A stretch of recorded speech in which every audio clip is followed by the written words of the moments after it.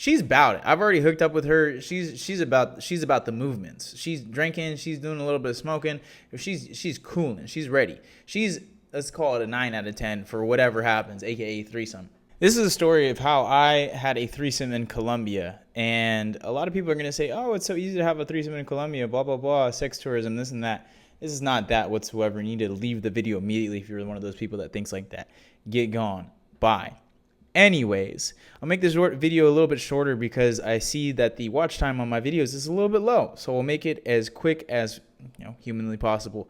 So my boy Andres, shout out to my boy Andres out in Medellin, was having a party. He was like, yo, Tristan, you should definitely come through and invite some shorties. And Mr. Tristan Social, he's all about inviting the shorties to a good time. So your boy Tristan Social said, yeah, we're going to go ahead and do that. There was 3 girls that I invited to this shindig. And in my experience of Latin American women, if you invite 3, 1 is going to show up. 2, if you're super lucky. But on this night, baby, it was a rainstorm of chicas. 3 out of 3 came that I invited. So the first girl that I invited, I met off of Tinder. Already hooked up with her. The second girl that I invited, I met at a shamanic experience with mushrooms in, it's kind of like the hills of Medellin. It was a great time. So I met her there, didn't hook up with her before. And the third girl I met in a club, and you know me, I'm not really a club going guy, but we did hook up, I think, just before this. So I hooked up with girl number 1 and girl number 3, and then girl number 2 I never hooked up with before. But girl number 2 came to the party first. She had drove. She was up in Bejo. If you guys are familiar with Colombia, Bejo is way up north. It's got some beautiful girls, but it's not necessarily the safest area in Medellin. But this girl was great. She's on her doctorate program, has a PhD in something, blah, blah, blah. She's a really smart girl. I like intelligent girls. So she comes first, and I'm like, bet. We got one girl that's already here. I'm about it. Second girl says, hey, I'm ready. Can you go ahead and call my Uber? So I'm starting to sweat a little bit. I'm like, dang. 2 girls are actually on their way. I didn't want to cancel on the second one.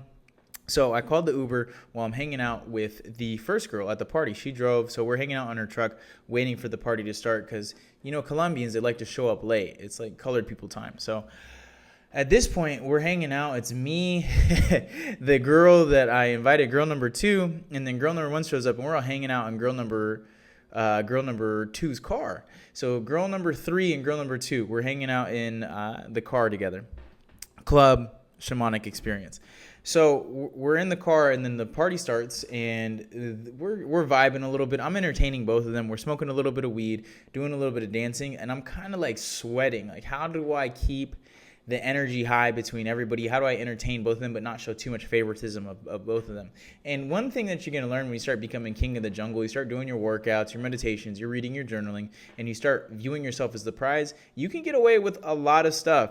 So throughout the course of the night, I'm like entertaining both of them. They're talking a little bit, but it's not like, oh my God, we're best friends. It's a little bit more of like, I'm feeling you out. Like both of us were invited by Tristan. So we're going to see what we can make happen. I don't think they were thinking threesome, but your boy was definitely plotting on the threesome.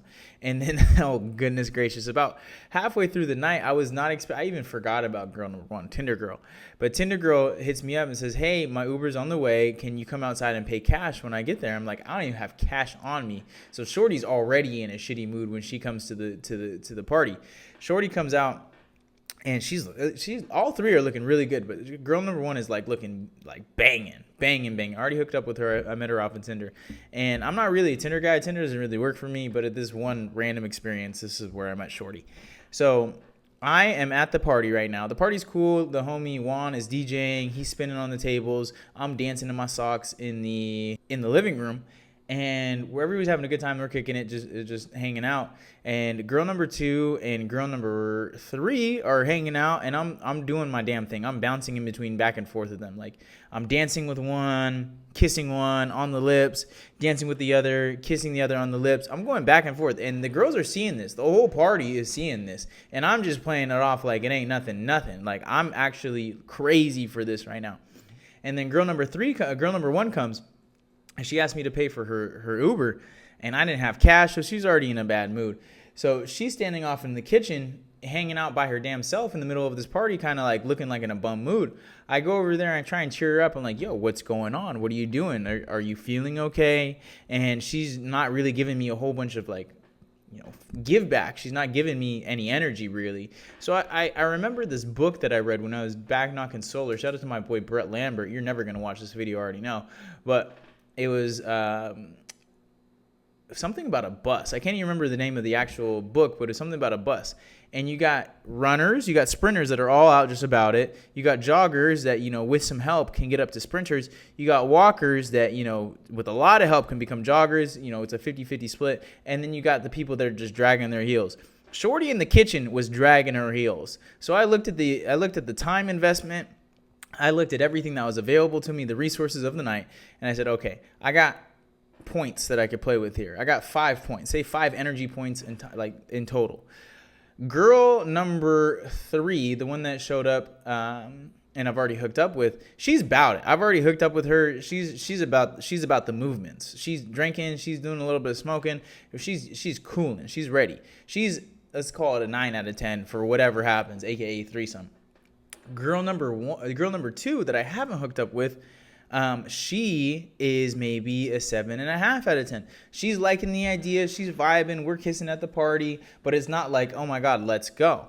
So I'm like, I got 5 points here. And then we got girl number 1 who's in the kitchen, just a heel dragger, like a 3 out of 10. Like if I invest all my points into this, my 5 points into this girl right here, then maybe I can get her just to be okay with hooking up with me tonight. So I looked at my points. I looked at the girls and I said, ladies and gentlemen, boys and girls, we're going to put all 5 points into these 2 girls right here and we're going to make something happen. So I dropped girl number 1, Tinder girl. I'm like, get out of here. Like you're just funking up the party. I'll call you an Uber wherever you need to go, but we're not dealing with this energy right now. Cut. You're out of here. Girl number 2 and girl number 3, I'm vibing with. We're moving, we're grooving, we're doing the damn thing. It's later in the night, so I'm like, all right, we need to make moves up out of here. I was smoking a little bit, and you know me, I don't drink, but we're smoking a little bit. And I say to girl number 2 that I haven't hooked up with, like, yo, let's get out of here. Let's go ahead and roll.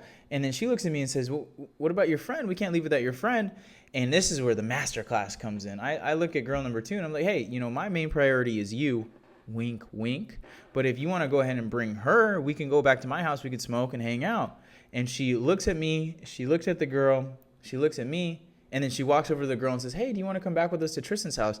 Bada boom, bada bing, baby. We took them to Pound Town. We took it all the way down because of these 3 simple principles. Number 1, you got to be man enough to do the damn thing. And what I mean by being man enough to do it is, first and foremost, it's got to be a good idea to you internally to even have this thing be a thing. If you don't feel like you're worthy of having a threesome with 2 beautiful Colombian girls, it's never going to happen. The universe is not going to allow you to be in a situation that you don't feel deserving and worthy of.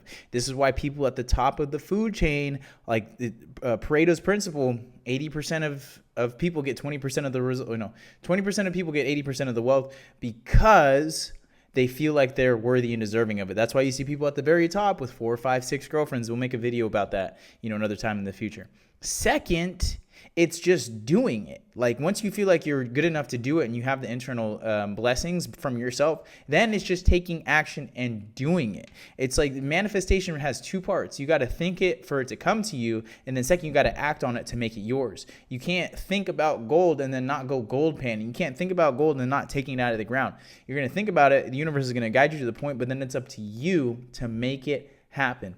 And third and foremost, it's you got to know where to prioritize your time and where to prioritize your energy. I could have spent my 5 energy points with that one girl that was stinking it up in the kitchen. I haven't even talked to her since, but she was just stinking it up in the kitchen. I could have tried and invest and then maybe had sex with her again, or I could have done what I did, surveyed the field, looked around and said, hey, you know what? These 2 girls need all 5 of these points. This one girl is not getting any of these points. Let's go ahead and make some magic happen. So that's the story of how I had a threesome in Colombia. If you like these stories, subscribe. If you want to learn how to do this yourself, join my newsletter.